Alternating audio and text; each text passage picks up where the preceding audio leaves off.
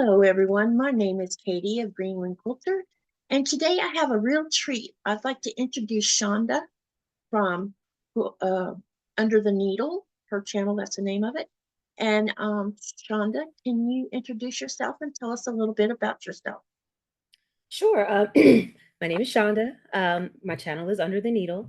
Um, I am a self-taught quilter, and I'm 47 years old. I have three kids. I live in North Carolina, and I basically quilt because when I'm quilting, I'm not thinking about anything else, the stresses of life and things like that. So it's just something that I enjoy doing. How did you come up with the name Under the Needle for your brand? Honestly, I was just trying to be clever. Um, I I mean, there was really no rhyme or reason to it. I was just kind of it probably took me a couple hours. I was just thinking, okay, I'm gonna start a YouTube channel. What do I call it? And, I guess I just wanted something that was unique. And of course, you got to pick something that nobody else has. Yep. And I don't know, I just came up with it. It just kind of came to me. I think I was sewing and I was like, okay, well, this is what's under my needle. And I was like, oh, okay, that's I'll call it that. So, who influenced you to learn to sew, or what influenced you to learn to want to sew?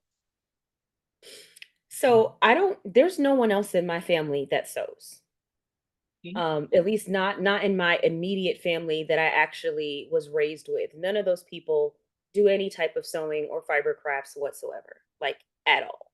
So I actually came to quilting because of my hands and my wrists, right? So I actually started with uh lanyards. I guess I always kind of liked some kind of crafting. So when I was a kid, and they had the plastic string, and I used to make the lanyards, and then I moved to embroidery floss, and I would make the little macrame bracelets for myself and for my friends. And this is like in grade school and high school, and then I started doing counted cross stitch, and then I taught myself how to crochet. And with the crochet, the repetitive motions with the hands and the wrists was got to be a lot because I had kids. I had a daughter and I used to do her hair. And so the hair plus the crocheting, it was just too much for my hands. Mhm. And so I was like, well, I need to find some other craft. And I happened to see a little sunbonnet Sue on the internet. And it was just the cutest little thing, just the way her little hat was and the way her little skirt was. And I thought it was so adorable. And I was like, so what is this? And that kind of introduced me to quilting. When did you begin to piece quilt? You can either age yourself, or you can just give us an estimate of when you think you made your first quilt with piecing. It would have been the very like late 90s, like 98, 99, Okay. when I made the first one. Um, I was like 23, 24, 25 years old, something like that. And I was working full time. I was going to school full time.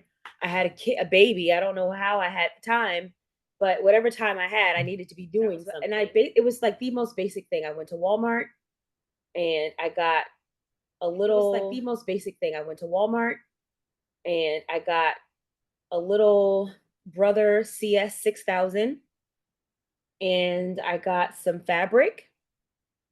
I think I got three different colors Hmm. or two, or something like that. And I just cut squares of equal size and I sewed the squares together into a pattern. That was my first quilt. Um, what are your favorite styles of fabric? And I think I should explain this a little better.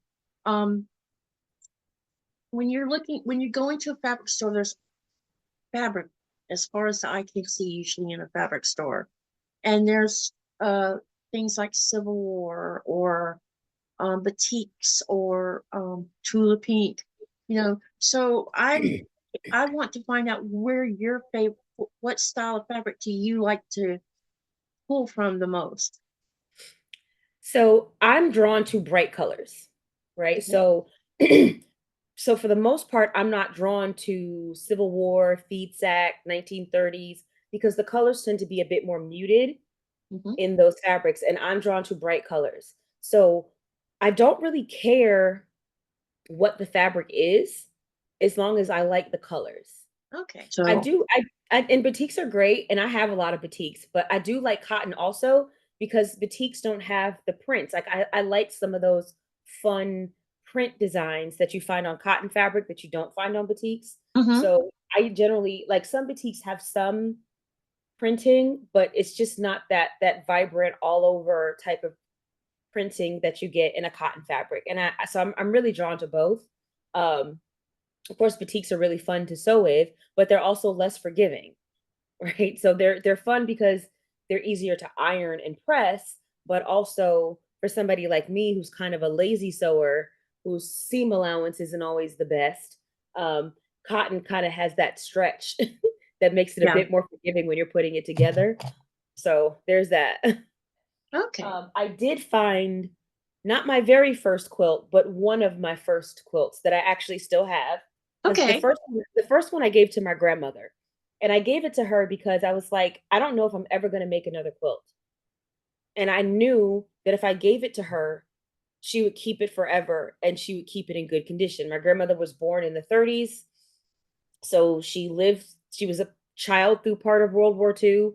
So she lived in a lot of poverty. And so whatever she gets, she keeps it up in really good condition. So she has the first one.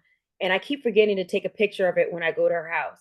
But it's still in pretty good condition. The second one I made, I gave to my daughter. I have no idea what happened with that. But this is actually one of my oldest UFOs because it's not completed. And No, I made it no. I made it for a baby, somebody who was having a baby. That baby is now 20, and I have Wow. Oh, that's beautiful. Look at, oh, it is the got space stuff on it. Wow. it. And I never finished it because I didn't know how to do binding then. So I would just turn them instead Oh, of putting a binding on.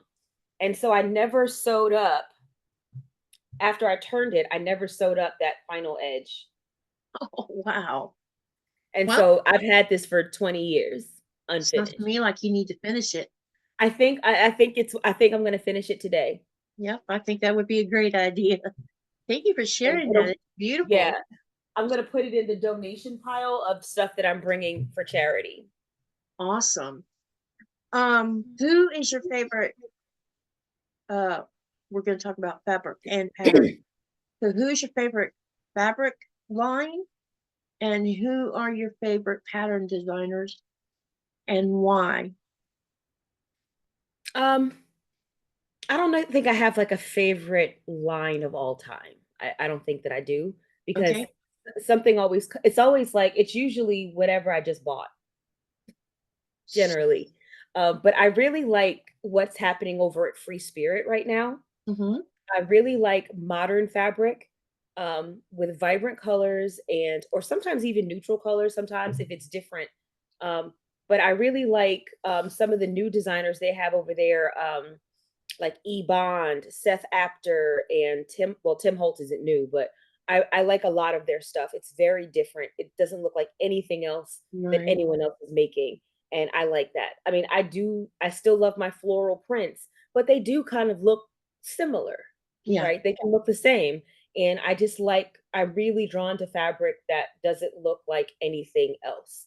And I think the most recent fabric purchase that I made was a line that came out by Seth Apter, and I absolutely love it. It's so unique. I like things that are modern and different. That's cool. I've gotten where I just think the more artistic the fabric looks, the more potential it has to turn it into something really beautiful, especially if Right. you just go with whatever you're doing. It just adds additional interest into Hmm. whatever you're making when the fabric itself is unique. So, what is your quilting style? And what I mean by that is, do you like to make traditional quilts, modern quilts, or do you lean in the middle of all of it? I mostly like to make traditional quilts with modern fabric, right? So, but I prefer like the traditional quilting styles. Like that's kind of what I'm drawn to, the traditional patterns. There are a few modern patterns that I like, and generally, um, like pen and paper patterns. I like a lot of their stuff, and I am loving everything that Brittany Lloyd over at Lo and Behold Stitchery does. I don't Mm-hmm. know if you guys know who she is or if you've heard of her, but I love what she's doing. I pretty much love every pattern that she comes out with. Some of them are a bit more traditional, some of them are more modern, but I love everything she's doing. Okay. So I'll have to look her up. Yeah, I've made two of her quilts, I believe. One of them was called Deco, came out gorgeous, and one of I think that's I sent you a picture of that one. Yeah. So there's a picture I sent you with a gray background. Mm-hmm. That would be one of her patterns. I did another one called Nightingale, and I gave that to my aunt because she's a nurse, and so that seemed fitting. And I'm making another one of her patterns called Interwoven. She just came out with a new pattern called Upscale Plaid. I just bought that pattern and the fabric to make it. I just love everything she's doing. Sounds like fun. What is your future quilt project that you really want to pour yourself into? So the pattern that I really want to make, and nobody's heard of it, so I brought up a picture of it on my phone so I could show you guys what I'm talking about. But it's a very simple pattern, but it's all about color placement is what makes the design. And so it's called a Diabolical Jane. Oh, wow, that's beautiful. And I really want to make this quilt one day. But I know that I'm gonna have to like not be doing anything else when I make it. Yeah. Um, and I know that I'm gonna have to spend a significant amount of time picking out the fabrics and where they go because it's all about the value of the fabrics in addition to the color. And so um yeah, I just know when I do it, I can't be doing anything else. And so I'm just not at a point in my sewing life where I just want to focus that hard on one thing. Yeah, that makes sense. That's why I'm postponing how long it's going to be before I do one. Okay. So you mentioned you like bright colors. So what colors do you enjoy the most when you're making your quilt and why? I can't answer why. I don't have an answer because these are not colors that I'm drawn to like in my clothing particularly. But I pretty much am drawn to anything pink, purple, or teal. Okay. I adore those colors like immensely. In my quilting for some reason. And but I wasn't anticipating that. Like I didn't expect that. It was like when I would start to look for fabric or purchase fabric, um, I would just buy what I was drawn to. And then as my collection started to accumulate and I looked at it, I was like, there's a lot of pink, purple, and teal, Yeah. turquoise color. There's a lot of that, a lot of jewel tones. That's that's just what I'm drawn to. Like even just like I have a bunch of yarn around me right now because I've been doing some crochet, and even the yarn is in those colors. Well, Yeah, those, and that's why like I try it's and I think that's kind of why I really like some of the stuff coming out by Free Spirit and specifically those designers because they do pull me out of that a little bit, creating mhm. things that I'm really drawn to that don't feature those colors. Okay. That's And great. so, yeah, I'm loving it. What do you enjoy most about the creative process of quilt making and why? This is gonna sound weird, but what I like the best about quilting is buying fabric and choosing patterns. Promise. And I like making individual blocks. So I like shopping for a project, like shopping for a pattern, and then shopping for fabric or trying or finding a pattern that I like, and then finding the fabric in my stash that's going to work that I'm going to want to make with it. I really enjoy that process. And I enjoy the process of putting together individual blocks. But when it's time to put the blocks into rows and sew the rows into a quilt top and do the basting, the quilting, and the binding, I don't really enjoy any of that at all. Like I don't, I really don't. But I quilt all the time. It makes no sense. It really makes no sense. But yeah, I do like once it all comes together, I like looking at it, but it's just such a chore. It's just so unwieldy. I always say that word wrong, unwieldy. I know I'm saying it wrong, but it just gets unmanageable. I have Yeah. really been enjoying making small projects lately. Because the holidays are coming and I want to give small gifts to my family because we're not doing a large gift exchange this year. And so I wanted to make like little small homemade gifts for everyone. And so I've really just been enjoying like putting together, something as basic as a tissue holder. I Mm-hmm. get the Open Gate subscription box, and I've been really enjoying. I put several of those together, so it's like I haven't really been working on my large projects a lot. I've been putting together various wall hangings and table runners, and I've just really been enjoying that. For now, to it, but I've just really been enjoying that because you just have that immediate sense of accomplishment. Right. Yes. Still have something to show for the time you spent making it. Yeah, and it's like I spent an hour and a half and I have 12 little tissue holders all Mm-hmm. ready to go. And that gives me a great sense of accomplishment. Whereas when you're have a larger project, you don't get that as often. So I've just really been enjoying myself. Cool. It's supposed to be fun, right? I started Yeah, doing this that's right. It because is. it was supposed to be fun. It's supposed to be a release. And I have to do whatever I need to do so that it continues to be that. Mm-hmm. So I don't want to put a lot of pressure on myself to sew something that I don't feel like sewing. Yep. That makes good sense. Okay, so who is your quilty inspiration, or how do you find inspiration? So my inspiration really comes from the fabric and the patterns. That is what inspires me. I can't really say that I'm inspired by any particular person. Okay. Um, like sometimes I might see a person making something and be like, I like that. I want to make that too, or I want to make something similar. So that does happen. But really, it's the pattern itself that inspires me, or the fabric itself. I'll get a fabric line and be like, this has to become something, and so now I need to find the right project for this fabric. Okay.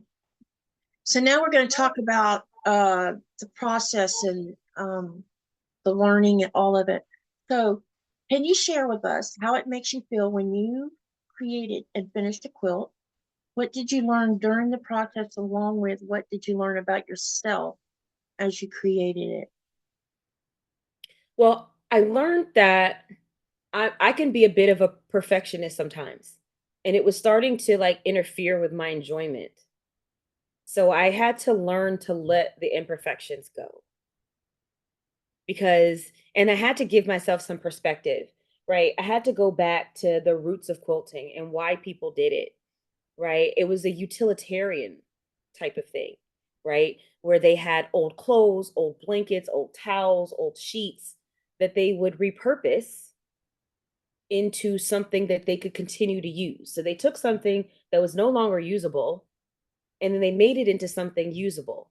And I'm pretty sure they didn't care like how even the stitches were, or how the quilting looked. I'm pretty sure they didn't care. Um, and like recently, well, not recently, it's like last year, I went to the mountains, I went to Tennessee, and I went to Dollywood because it's been on my bucket list to go there. And there was a little church, and inside that church, there were quilts that were hung. Mm-hmm. And you could tell that they were all done by hand, and every single one of them was imperfect. Every stinking one of them. Nice. You could look at like the stitching was uneven. There was some applique, there was some embroidery, imperfections galore, right? But it's still treasured and it's hanging up in a church at Dollywood. Mm-hmm. So why am I trying to strive for perfection? Why? Why? What's the saying? Done is better than perfect or something like that. I Yeah. forget. Or finish is better than Yeah, perfect. finish is better than perfect. So that's kind of what I go for. So if sometimes if the points don't match up, I might go back. But for the most part, I just let it ride because I'm not putting these in a quilt show. And it's probably why I'll never enter a quilt show because it adds a layer of stress Yeah. to be perfect. And this is trying, I do this. Part of the reason I do this is to get away from that, Mm-hmm. to get away from that, seeking perfection type thing, and to just enjoy the process. Yep. I'm learning to just enjoy the process. Yep. I think that all of us as quilt makers, I still consider myself to be a, like an intermediate beginner. I'm not past into the next stage yet. And one of the things I had kept seeing was people talking about perfection and how you need to make sure this is this way and that way. But I don't think that's the right direction that quilters should be sending new quilters into. They need to be talking about enjoy the process, have fun with it, because what's the point if you can't enjoy what you're doing? Correct. And one of my biggest pet peeves is when people start talking about not using cheap fabric. You should get the best fabric you can afford. Well, the best fabric I could afford when I started this was Walmart, Mm-hmm. right? So when you have these kind of hoity-toity kind of, ideas about, you got, if it's not $15 a yard, then it's not worth doing. And I feel like that's very limiting, right? Yep. I feel like that limits the art, that raises the bar of entry. And I just feel like this is something that everyone should be able to do. And if you Yeah. can't afford fabric at all, then do what they used to do back in the day and get you some old sheets or some old clothes that nobody does and repurpose that. I Mm-hmm. just don't like this idea that we have to have the most expensive this and the most expensive batting. I mean, if you're only going to make one quilt your entire life, sure, maybe. If you just, I want to make this one quilt and that's it. I'm only going to make the one. And if that's what you want to do, have at it. But if this is going to be something that you want to do, then you can't, that gets to be really expensive. And it just doesn't have to be. It doesn't have to be expensive. And I just don't like that thought that you have to buy the most expensive everything Yeah. or it's not worth it, or you're not going to have a good product. Because that quilt that I made from my grandmother, that quilt is over 20 years old. Yep. And everything the I used, I don't even know if I used cotton thread because I didn't even know to use cotton thread. So I Yeah. think I just bought some daggone thread out of Walmart. I'm positive. I bought some thread out of Walmart. I bought some fabric out of Walmart. I'm pretty sure I had the cheapest rotary cutter and the cheapest cutting board. I mean, cutting mat you could Mm-hmm. get. And here that quilt is 20 years, 20 plus years later, still living its life. So Yeah. I just reject that. And it's been washed, it's been used. And I just reject that notion that if you don't, you're gonna have an inferior quilt Yep. unless you spend $20 per yard. I Yep. just don't like that. Well, I have a quilt from my grandmother, and it's probably at least 150 years old. And I'm almost sure that the fabric she used on the front and the back were feed sack, and what she put in the middle of it was an old blanket that she must have had in her house because Right. my mother's family was poor. They weren't Right. they you know they just didn't have that kind of money. And um it's kind of, and the quilt has been used, it's been washed, and it's just in the last 3 or 4 years it's starting to disintegrate.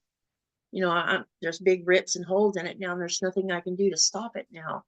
But yeah, I think that people should do what they, when they're buying fabric, like you were talking about, do what you can afford and enjoy the process. Don't worry about Hmm.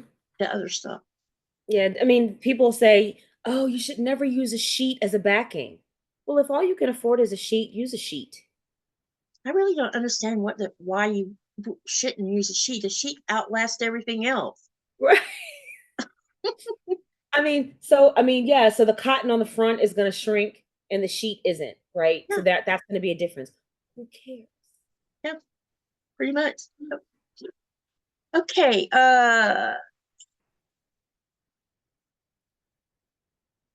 I know that you started on your YouTube channel that you had no family or friends close by to share your love of quilt making. Are there any members currently in your household that are showing interest about this beautiful craft? Absolutely not. My children have absolutely no desire. I do have one aunt.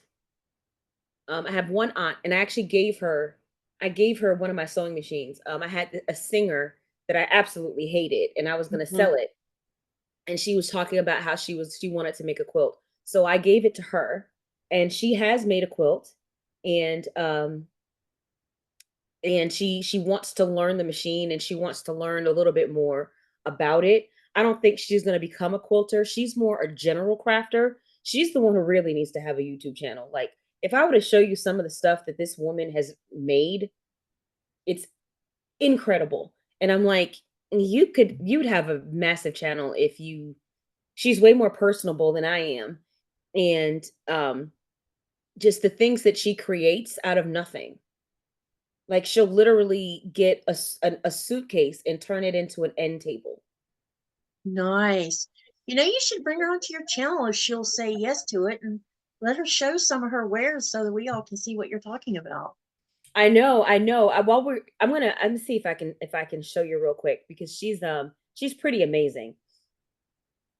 She was showing her well, this was a she decided to do this for Christmas. It's like a Western themed kind of Christmas tree with little Wow. pink cowboy hats. They're actually dog hats, but she put them on her tree. But like she made these little pumpkins. Oh, those are cute. She painted these. Oh, wow. She let's see. All her. Nice. Yeah, you should get her on your channel one night and bring all the stuff in person for us to see. She made these gnomes. Oh, those are adorable. And that's just the like the first few scrolls of her Facebook page. Like, and she shows sometimes, like, she shows her process. So this is when she was in the process of making the gnomes. Oh, wow. So I was like, you should really have a channel. Like, I'll That help you sounds out like as it. best I can, but this is something you should be doing, because like the stuff she makes, like, she literally finds things, and like she'll find an old stool or something, and then she'll just create something from it. It's amazing. People like that are totally amazing when they can take something old and turn it into something beautiful. Hmm. And she just does this for fun. Yep, see, there you go. So I think quilt, she wants to make a quilt, but I think that'll be like secondary to her other crafting. Yeah, yeah. When did you start your YouTube channel? What were your goals at the beginning, and has that changed over time? My goal is still the same. So I started it, I think it was 2021. And basically, we're in the pandemic. I'm home all the time. I'm doing a lot of sewing because I'm working from home. And so, like, when I have breaks, I would, do some sewing or look at patterns, and I'm working in my sewing room. So I'm Mhm. working in the room where I'm sewing. I'm surrounded by fabric. And I started to feel like a little bit lonely from being home all the time. And I also, like, I didn't have anybody to share my sewing with, because there's no one else that I know that does this. So Right. I had no one to talk to about it or share about it. Like, just, oh, look what I did. Look what I made. Like, I didn't really have that. Like, I can show my kids, look at the blanket mom made, but they really don't care, right? Yeah, Not like that. I understand that big They'll time. be like, yeah, oh, that's nice. It's like, but they don't know the work that went into it, so they're Right. not going to have the same level of appreciation as someone who does, who knows how many hours, how many man hours that took for me to make. And I just wanted to share that with someone, and so I started the channel strictly for that, just strictly to have somebody to share what I was doing with. That's it. And What it's did you, still the same. It's still the same. yeah. I'm not really I'm not trying to make this a business or a money making channel. I get a couple dollars, maybe 30 bucks a month I make from the ad revenue, which helps to offset some of the money I spend on the stuff that I give away and the shipping costs for the stuff that I give away. But I don't want it to become a business endeavor because I don't want it to be like, I have to make this video because Mm-hmm. if I don't, it's going to impact my income, or I have to sew this quilt that I don't feel like sewing because it's part of my revenue for my channel. I don't want to take away from the enjoyment that I get by creating an obligation with my channel. Yeah. Yeah. Yep. That makes a very good sense. Um, what did you think of when you once you got your channel off its feet or on its feet, um, and you became more part of the quilting community? What did you think about, or what did you think, and what do you think about the current community as a whole when it relates to your YouTube creating for quilting? Like, what do you mean?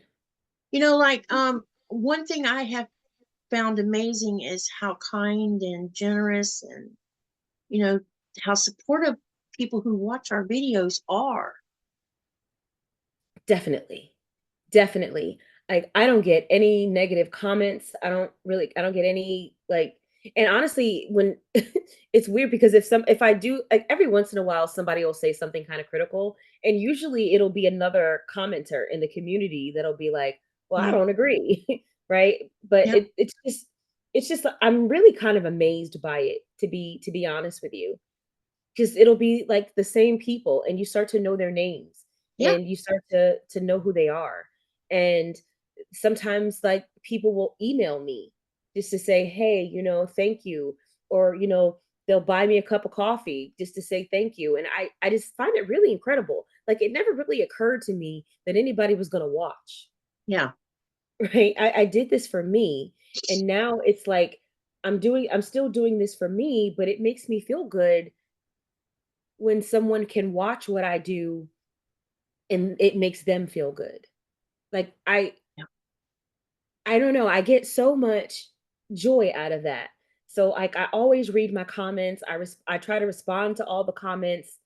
Um and I just, yeah, it's been really quite surprising because I didn't expect people to watch, and B, I didn't expect to build a community of people who like tune into my videos. I didn't expect, like, if I go a week without dropping a video and somebody will say, I'm really glad to see one of your videos. I was worried about you. Like that, Yeah. like, really, that's like the kindest thing, Mm-hmm. to be missed. Yep. I'm finding that pretty amazing. I mean, I just started my channel in June, and already people seem to be, you know, caring about how your channel's doing. Yeah, people ask me how I'm doing because I do, sometimes I'm going through things sometimes, and I'll get up here and I'll share what I'm going through, and people will, ask me how I'm doing and ask me if I'm okay. And like, that's just amazing. Cuz Yes, it they don't is. get, but for people that don't know you to care about you. Mm-hmm. I think when you keep it real, it keeps people around. It's when you turn it to something that's not real that most people want vacate. Yeah. And honestly, to some degree I find that's true, but I also find that, pe- when you can be a bit more performative, you can grow a bigger audience Yeah. because you're targeting your what you're saying and your message to build an audience. Where I'm not doing that. I'm just being as natural and as real as I possibly can. So I don't rehearse anything. Like, when I start the camera, I just start the camera. You're probably I like don't me. little bullet points, be like, okay, don't forget to say that, don't forget to say that. Or if I have a lot to say and I don't want to be all over the place. So, like, if I'm talking specifically about a project that I'm putting together and Mm-hmm. I don't want to forget specific tips or tricks or suggestions or problems that I had during the process, I'll jot that down just so I don't forget. Yeah. But when I come up here and when I do an unboxing, when I'm, doing a thankful Thursday, there's nothing scripted. I don't script anything Mm. because that's more pressure. Yeah. It is more pressure. That's more pressure. To stick to a script and to seem like I'm not reading a script and to try to pretend to be natural when I'm reading. I can't do that. I Hmm. don't want to come up here and perform or act. I just want to be as natural as I can. And if people, at least I know people who tune in, they're tuning in for me Right. and what I'm doing and not for a performance that I'm putting on. And that makes it more genuine for me and that makes it more enjoyable for me and that makes it um I'm not finding the right words, but it's more important to me that it's Right. that way. Yep, I understand you. And I think everyone else will too. So now we're going to kind of change the subject just a little bit. How did you find out about cotton cuts and their puzzle mystery quilt along? What was your first cotton cuts PMQ case and colorway? And why did you choose your colorway? And what did you think about the 10-month mystery? I Okay. know that's all one big question. I'm pretty sure I came upon cotton cuts through Sobeka. Okay. I was watching her channel, and I don't know if I got specifically the puzzle mystery through her, but I think she had a cotton cuts monthly subscription. Mm-hmm. And she was getting the fabric. And so I went on the Cotton Cuts website to join um the subscription. And so that's how I got introduced to Cotton Cuts through the subscription. And I got the I don't think I ended up subscribing. I think I ended up going with a different subscription, but I got on the mailing list. And then when they came out with, you know, one, I got the email saying, "Hey, we're starting this mystery, blah blah blah." And I was like, "Oh, well that sounds interesting cuz pre-cut." I'm like, "Oh, pre-cut. Don't I have to like worry that." about anything, just sew. Yeah, you start sewing, so I liked that aspect of it, and I liked the aspect of not knowing what I was making. Mm-hmm. And but I also like the fact, okay, so my thing with mystery quilts in general is that you have no idea what you're making. So as you're choosing your colors, it can be exceptionally difficult because you don't know how this is all going to come together. I Exactly. really don't like mystery quilts for that reason. So um because I like to see how everything's going to go come together. But what I liked about cotton cuts is that you know that they already colored those images with the because they give you different color themes Hmm. that you can choose. And so knowing that they know what it's going to look like. I'm not choosing my own fabric and doing a mystery. They're choosing it for me so they know how it's all going to come together and I kind of like that made it's a mystery to me, but it's Yep. not a mystery to them. They know what this quilt is going to look like with the colors. Hmm. And I liked that.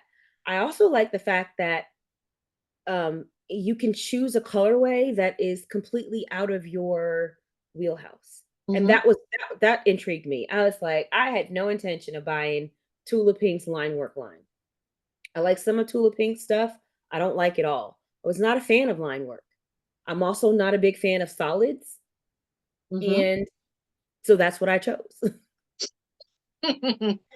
I wanted to choose something that I would never, ever buy Yeah.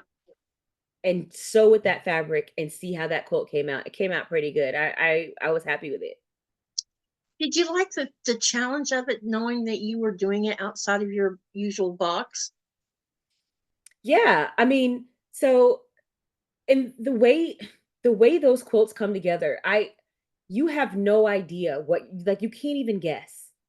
No, you I can't. love I loved the fact that when you were put and this is not the question that you asked, and I'm sorry, but I No, love go the ahead. fact that when you're putting that sucker together, the way they have you constructed, you cannot even begin. At least I couldn't Yeah. even begin to know how this puppy was going to come together. Like I had no clue. Have you noticed that over I don't, well, I know you did So Sweet, I think. I did Sparkle and Shine. Sparkle and Shine, yeah. I know you did Sparkle and Shine and and you're working on Piazza. One of the things I noticed about Piazza that I started noticing with the last 3 or 4 of the PMQs is when you get to month 10 after the reveal and you get the instructions to start putting together, it seems to start to center with the latter clues that you've done instead of the ones you started with. And the ones you started with end up on the outside, while the ones you were last finishing were in the middle. Now, I'm not sure because I haven't put my piazza together. Like it's literally sitting right here in a Mm-hmm. in a little drawer, and it's just there for when I want to sew something, but I don't feel like cutting. Did So you? I'm not sure how the and honestly, when I put Sparkle and Shine together, I don't really remember how that came together as far Right, as the clue order. right. Were you aware of the Cotton Cuts had a third Thursday of the month sew where PMQ detectives could come together and sew on a Thursday night? I was aware, through, and I know because so Becca used to also do her own like I think thing as well. I don't know if she still does, but I know she did for a while where she would do lives where she would be putting together her clues. Yeah. And I did know about it, but usually I wasn't on that same timeline. I didn't always put mine together when they did. Yeah. Sometimes I would bundle my clues and then just kind of do them at one time. Like I would do 2 or 3 at once, or sometimes I would just, as soon as it would come in the mail, I would just do it right away. So I Mm-hmm. usually wasn't on the same schedule. Okay. So, what advice would you give to a new puzzle mystery detective when they start their first case? I mean, I would say just do like I did. Pick something wild. Just pick something. I mean, well, I take that back. If it's your very first quilt, maybe don't. Right? Because you don't know if you're going to make another one. For me, this wasn't my first quilt, so I wanted to go wild. I wanted to go outside of the box for mine because I already have a bunch of quilts that look similar because they have similar colors, and I Mm-hmm. wanted something different. So I take that back. If it's your first quilt, if you're a new quilter, and I think actually it's really good for a new quilter because you Yep. don't have the cutting piece, right? You don't have to learn how to cut, and that's a process all on its own, learning how to cut and to cut accurately. So I think it's great for a new quilter because you don't even have that piece. You literally only have to worry about sewing. Everything is die cut so that it's perfect. You don't even have to worry about dog ears on your daggone hash square triangles. So it's great for that. So I would say if it's your first one, go with something, go with colors that you absolutely love and adore, Mm-hmm. because I think that'll make you more likely to do a second quilt. I would also say definitely do the sew alongs, right? Because I feel like when you're a new quilter, you might think that your struggles are your own and you don't realize that everybody else has those struggles too. Mm-hmm. And so anything that's going to keep you from giving up, anything that's going to keep you from not wanting to make quilt number 2, I want to avoid those things. So yeah, definitely definitely do the Thursday sew-ins, sew alongs. Even if you don't want to sew at that time, definitely join because you can still watch other people and you can ask questions, and you also have the benefit of hearing the questions that other people ask. And sometimes hearing someone else's question will trigger a question that you might have. So Exactly. I would definitely do that. I would those would be my the two things. Pick a colorway that you absolutely are over the moon in love with, because there is a joy that I get just from looking at the fabric when I sew. Mm-hmm. It's one of the reasons why I don't like triangle paper, because I can't see the fabric that I'm sewing with, and that takes away like 70% of the enjoyment for me Oh, when I that's can't actually interesting. see when I can't actually see it. And I had no idea that I would feel that way until I did it. Um Oh. Moda came out with some papers, Mm-hmm. right? Some little pattern papers.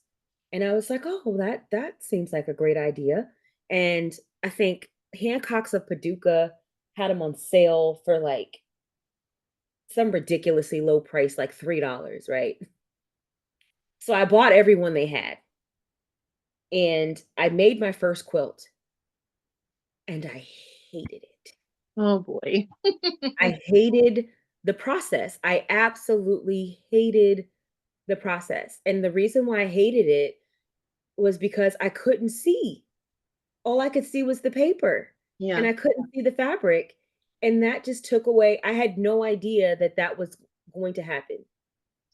that's an interesting thought. I hadn't even occurred to me that you that could happen.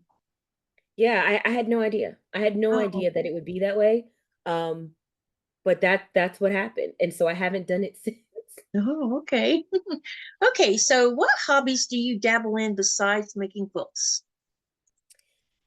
So it would be crochet. That's it. I quilt and I crochet. That's I it. I like, crochet too. I read books. Um, I have no desire to learn to knit, none. But I do like to crochet. So, and I hadn't crocheted in a really long time. Like, I think I started a scarf that took me like, I don't know, 8 years to finish a scarf because I would only I would only do a couple rows, and I would take my daughter to cheer practice, and I would sit in the car or sit in the gym, and I might crochet a few rows maybe. Yeah. So to be clear, um she's about to graduate college. I started it when she was in middle school, and I think I finished that scarf earlier this year. That's funny. I have the same problem. So yeah. Okay, what philanthropic endeavors outside of quilting and YouTube do you participate in?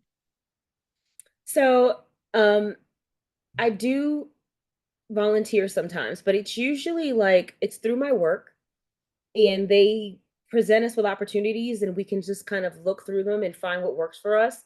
And so normally I've done um where you build the house, what do you call it? Um Habitat for Habitat for Humanity? Humanity. So I've done that quite a few times, and then I've also done like where you go and you know there's I've gone to organizations where, they're just sorting Christmas gifts for Hmm. people.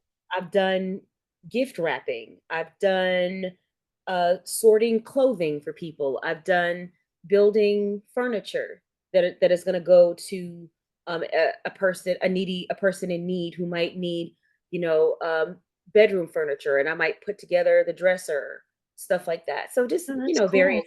various things like that. I've done like some hurricane relief, like um, sorting food items and things like that. I noticed that a lot of the community of quilters are really into paying it forward and helping other people who need their help. Yeah, it's kind of weird that that people well, maybe it's not, but it is. I do find that to be true as well, is that people who like to create things tend to also like to be um helpful to their community. Yeah, I think when you make things, you want to give the things you make away on top of it because you just can't help yourself. And I think that might be what fosters the need to want to do something for somebody. Right. I mean, and part of it is like, you just the quilts start piling up, right? Yeah. You got to do something with them. Yep. So, I mean, there's only but so many you can keep in the house. Yeah. Um, so yeah, yeah. I mean, and there are a couple I wish I hadn't given away. Not gonna lie. Um, but yeah, I'm probably gonna go through my like I've got a couple of quilts that I'm gonna be giving away. The one I showed you guys earlier, I've got another one over here. It was a jelly roll race quilt that I made, and I just wanted to do a jelly roll race, and The so jelly I roll just ones are so easy to do, and you can try to right, give them away like nobody's business too. So right. Right. And so I did one just because I felt like it. And then I ended up making a second one in different colors but I did a modified jelly roll race. One of the patterns that Donna Jordan had came out with. It was a free pattern that she did where she switched it up and modified it. And so I did that one. I gave that one to my son. Um, but yeah, so I was like, I need to do something with these quilts. So I'm just gonna give them away. So That's I want to pull them all out and figure out. I think every quilt in my house right now that I have not gifted to a family member, I'm probably going to donate. that'll be a great gift to somebody. What other tidbits of information could you share with us that you haven't already told us about? Um, Let me think. I'm not. I have no idea, really. I have no idea. No clue. Okay. Okay, I now just we're gonna have a do what little. you love. Do what you love. Yep, Do what that's you right. love. There's no such thing as the quilt police. Like if I don't know where I would be if the internet hadn't came along. I don't know that I would have because what I hated the most about quilting was pre-washing my fabric. Yeah. And dealing with large pieces of fabric. When you've got 4 yards of fabric that you have to wash, dry, press, Hmm. refold, and cut, it was so cumbersome Yep. to do that. I still don't like working with anything larger than a yard. Pre-cuts are my favorite thing about quilting. I love anything, especially like fat quarters and half yards. Especially a half, you can do anything with a half yard, and it's Hmm. still only half a yard. Yeah. Half a yard is so easy to deal with. I do not like dealing with large pieces of fabric. So that's why I tend to piece my backing. I like pieced backs a lot because I Mhm. don't like using the same fabric twice. So Ah. once I've sewn with it, I've got too much. So once I've made something, I don't want to sew with that fabric again because I want to move on to something I've got back there. Hmm. So I want to take all the leftover fabric and sew it into my backing so that I don't have to deal with it. And then also, I don't have to deal with large pieces of fabric. Yeah. Uh, if I do piece a back, I kind of like to, not piece, but if I am dealing with, if I'm not piecing the back, then I like to just get two yards and then sew them together Yeah. and do it like that.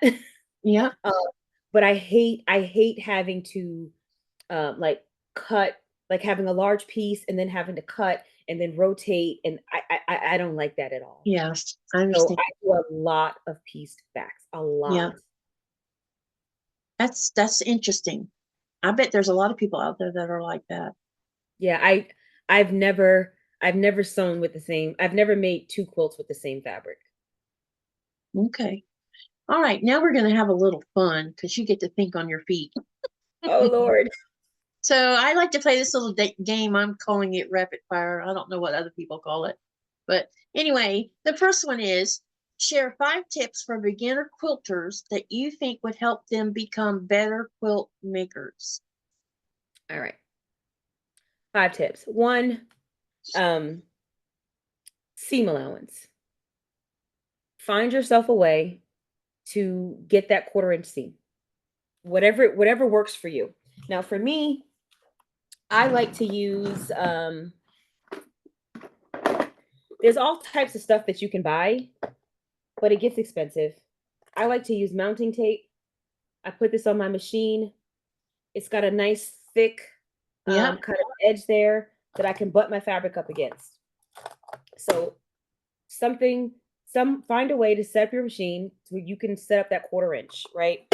Whether you get a 1/4 inch foot with a guide, I don't even like those. But find a way to perfect your 1/4 inch.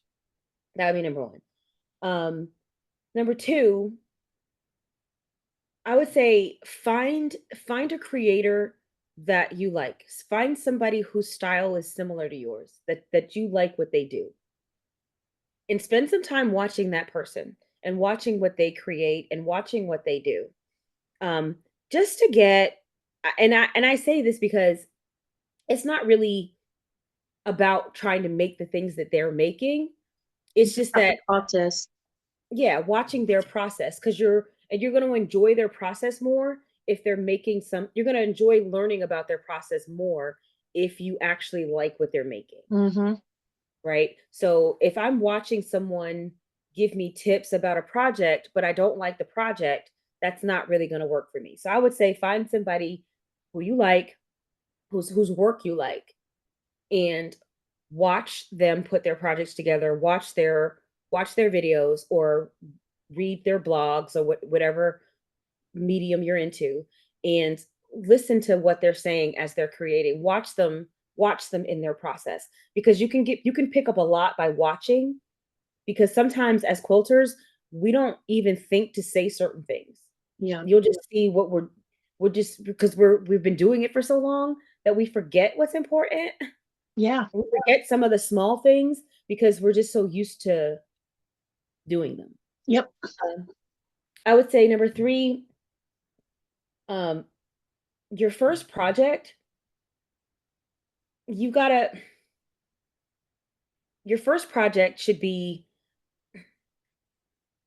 well, I guess you got to figure out what you want, right? Figure out what you want and what your budget is, right? And if you can afford it, make your first project not a quilt. Have your first project be something smaller, like a Mm-hmm. table runner, Mm-hmm. so you can learn. So I don't I my first project was a quilt. I don't recommend it. Like, it's not, there's nothing wrong with it, but I do wish that I had started with something a little smaller. That way I can kind of learn as I'm going without committing to something huge. Yeah. Because at the end of the day, unless you're going to send this to a long arm, you're going to have to quilt it yourself. Yeah. And even though piecing a large quilt or even a baby size quilt might not be a big deal, that quilting part that you've never done, I think it's a little bit more manageable when you start with something smaller. So a Mm-hmm. baby quilt, a table runner, a wall hanging, start with something small. So that would be three. Let me think here. Four. Um, don't don't get too involved in all of the tools and notions. They're not necessary. Mm-hmm. They're really not. There's a lot of bells and whistles in quilting that people will try to sell you, and you really don't need any of it. You don't. You can get by. I mean, yes, you can use scissors. I recommend a rotary cutter anyway. So there's certain basic tools that I recommend. I recommend a basic 45 millimeter rotary cutter, basic old, cheap little Fiskars mat that you can get at Walmart, and and one ruler. Mm-hmm. Get you a 6.5 by 24, and that's it. Don't get too involved in all of the tools, because they're not necessary. I Yeah. have tons of them and I don't use most of it, especially the rulers. There's 50 million of them, Yeah. and you don't need any of them. So there's one, the one you need one.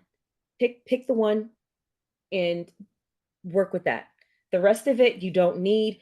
Once you get into this and you decide this is something that you want to do, if you want a convenient tool or notion to help make your life easier, fine. But you don't need any of that stuff to get started. Um, and I just want to keep that barrier, that barrier to entry of quilting, like, really low. I just want to have this. And the fifth one would be, do what you want, like we were talking about earlier. Use the fabric you can afford, whether it's scraps around your house, whether you go to a yard sale and pick up some fabric, whether you go to Walmart or Joanne and get some fabric, whether you use a sheet for your backing, whether you use an old blanket for your batting. Do what you can afford. And those would be my five. Okay. So the next one had to do with notions. So you already mentioned four notions. So give me a fifth one.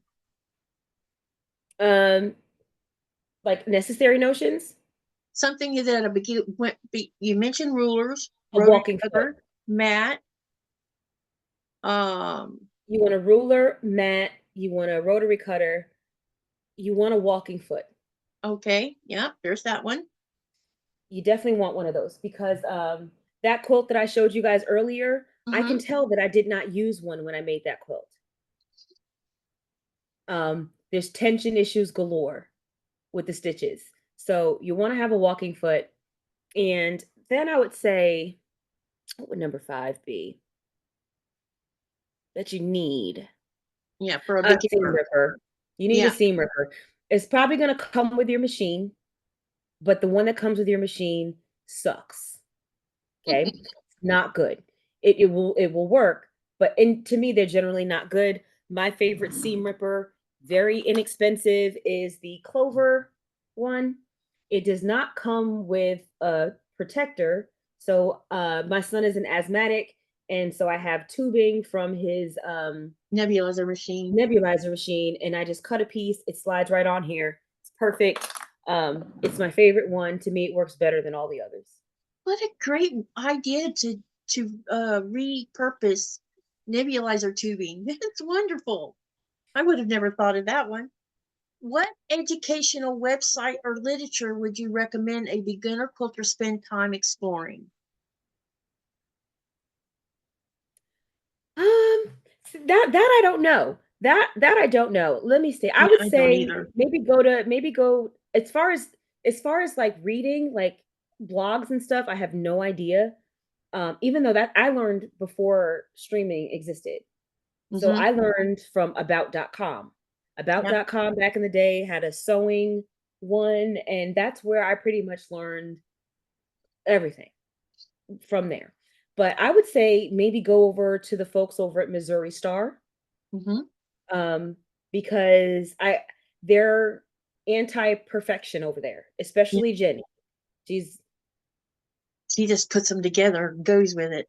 she puts them together, she goes with it. She just started squaring up like a year or two ago. Before that, she didn't even square up. Yeah. Okay. So I think that's a really good place. I love Donna Jordan over Jordan at Jordan Fabrics. She not all the quilts she puts together are beginner friendly, but her style is really good. Um, She I seems to rec keep her style simple when she's doing it. Yeah, I love, and it's very straightforward. And there's an ASMR aspect to her to her Yeah. videos too. So if you like that, I mean, you're gonna get an ASMR kick from the fabric cutting. Amazing. I know every Um, time I hear it go. right, I love it. I love it. And so I recommend that. And for color theory, I recommend um, Gudrun Erla over at GE Designs. I had no understanding of color and how to use color in my quilts, and I learned a lot just by watching her.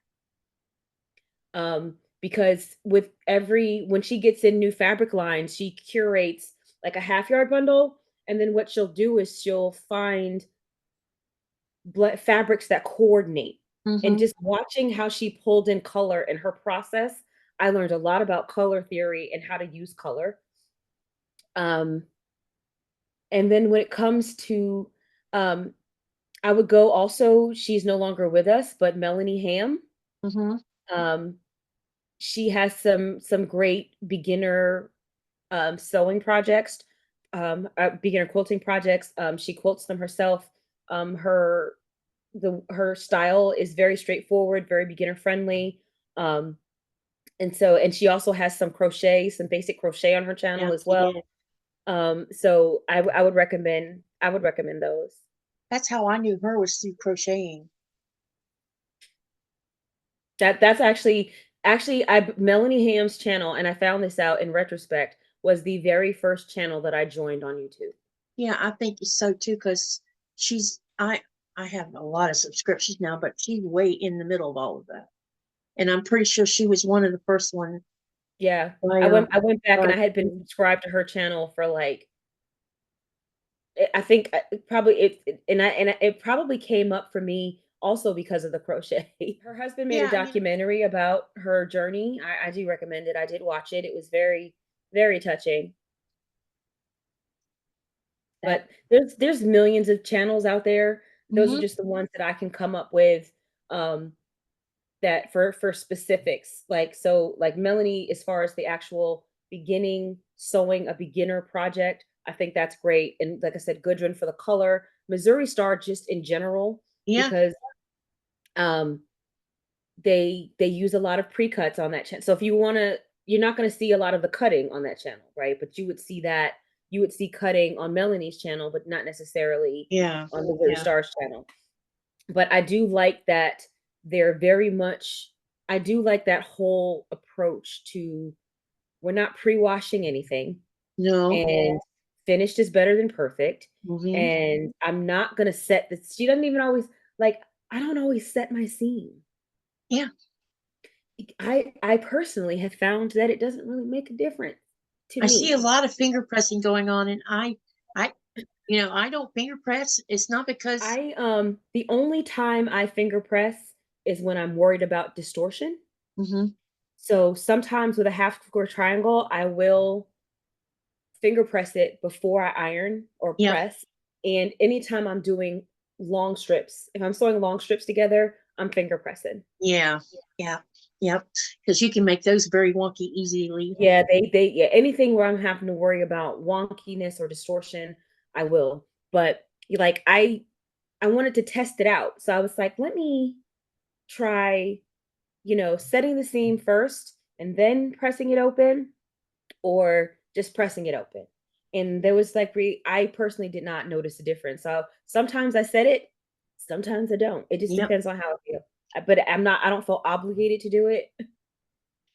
Oh, another thing that you're going to need as a quilter is an iron. We've been talking a lot about what advice to give to beginner quilters and stuff.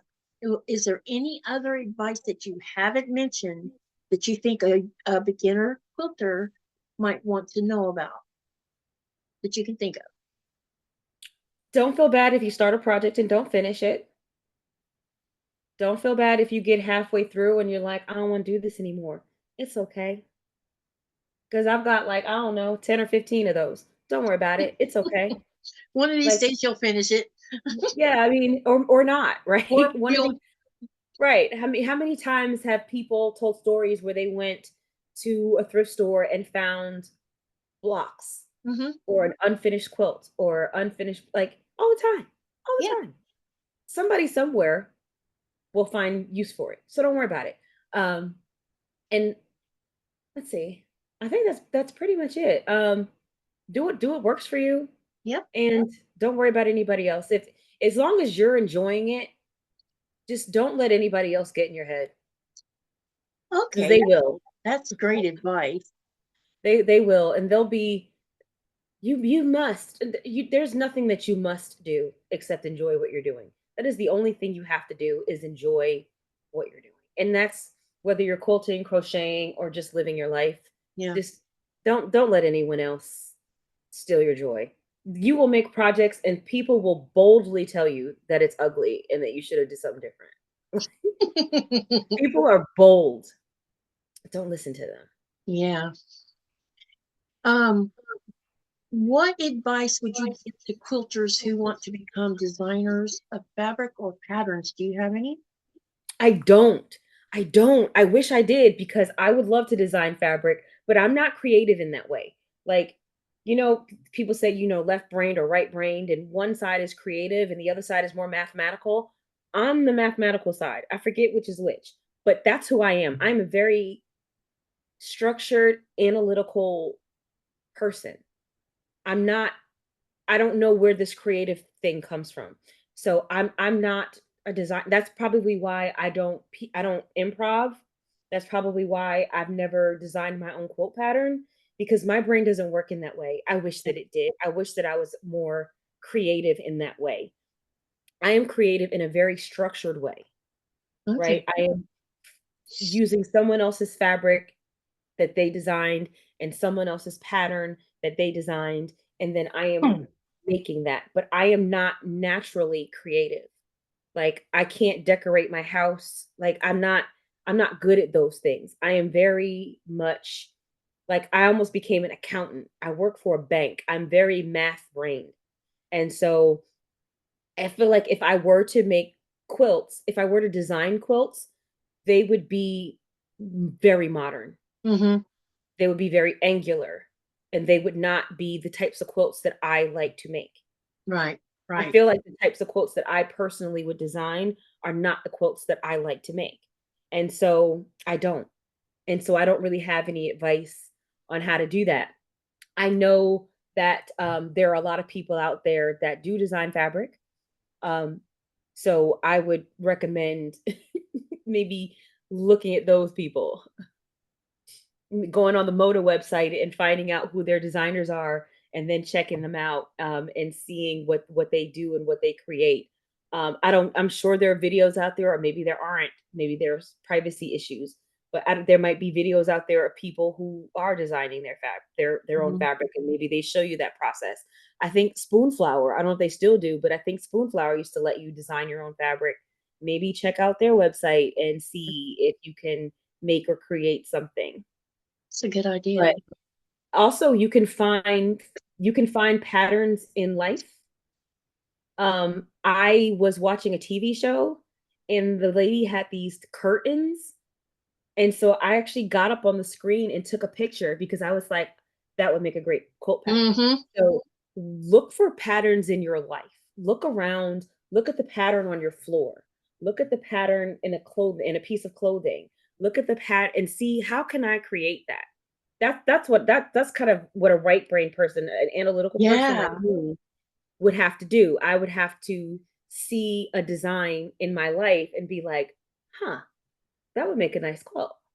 It's like walking into a hotel and noticing either the Yeah. tile or the Yes. carpet on the floor, or walking into their dining area and you see backsplash tiling and it looks like, Correct. you're like, wait, that could make a really great quilt. Absolutely. And so I recommend starting there. If you don't have any organic ideas, look for ideas around you. It's great advice. Um, I know you and I talked about this privately. Have you been anywhere where you've seen controversial quilts? The only place I've ever seen controversial quilts is on Facebook in groups. What did you In think my about life, that? um, I mean, they weren't controversial to me. They were just controversial to other people. I Right. thought I thought they were fine. There were people made COVID quilts. People made Ukraine quilts with those blue and yellow colors. Mm-hmm. People had BLM quilts. They made George Floyd quilts. And to some people, these were controversial and they didn't want to see these images. I personally did not have a problem with them. And if I did see something that I didn't like, I just think anytime you see something that you don't like, you just move on. Because not even controversial quilts. Sometimes people just make quilts that I don't like. I don't like the colors they used. I don't like the style of the quilt, but I don't have to. I don't have to, right? And so I just say, find something positive to say, or don't say anything. Don't be like, I would have used different colors, or I don't like that. Just whether I don't like the colors in your quilt or I don't like the message in your quilt is Yeah. irrelevant. Either say something nice or don't say anything at all. And that's just a lesson I try to live by in general. I mean, and I feel like that's a lesson that we've lost because we're not face to face anymore, Yeah. right? It used to be all of our contact was face to face or over the phone. Yeah. And so it's a little bit harder to be nasty to someone when they're looking at you in your face. Mm-hmm. You're right. And so my motto is, don't say anything that you wouldn't say if you were looking that person in the face. If that person was in front of you and held up that quilt, if you don't say anything online that you wouldn't say if that person was in front of you holding. And That's that's just great a advice. general. I mean, we were raised, if you don't have anything nice to say, don't say anything. And I feel like we've lost that with the internet, and we just say all kinds of unkind things. And I'm not immune to it. I've done it. I've done it. It's one of the reasons why I came off of Facebook. All right. Well, I appreciate you taking the time to let me interview you. Thank you for coming. Uh, I enjoyed getting to know you better, and thank you for sharing yourself with us. Well, thank you for having me on. I'm not a big talker, so these are difficult for me sometimes. So I try to like I read the questions, and so like I don't even think I read all of them. I read through like probably the first 10 questions, and then I didn't read any more. And just because I wanted to have some authenticity to what Yeah, I was saying, yeah, right? So I didn't, there was just certain things I didn't want to forget. So like specifically when you were talking about fabric designers, like I jotted that down because I'm like, I'm gonna forget these people's names yeah, once I start talking, and I don't want to forget. And like I saw the question about the future quote project, so I wanted to bring that up so I could actually show it. But after question number 10, I didn't read anything else because I was like, okay, I've got these, but then everything else is going to be organic. And that's yeah, why sometimes you ask questions and I was like, I don't know. yeah. Or I had to think That's about okay. it or answer a different question because I try not to, I don't know. I just want to be organic and Yeah, honest. So yeah. I I appreciate you like to having send me here. them, and I've noticed it when I send them. Some have said, "Well, I didn't even look at them," and it's okay. I just want to make people more comfortable so they're not, you know, or I don't catch them off guard with something that I want to talk about, Oh, and absolutely.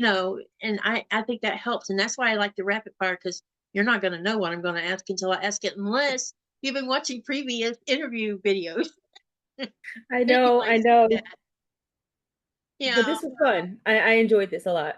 I did too, and I thank you for coming, and I can't wait for everybody to see this video. So thank you for coming. Thank you, everyone. You have a great day. Yep, you too. Bye bye. Bye.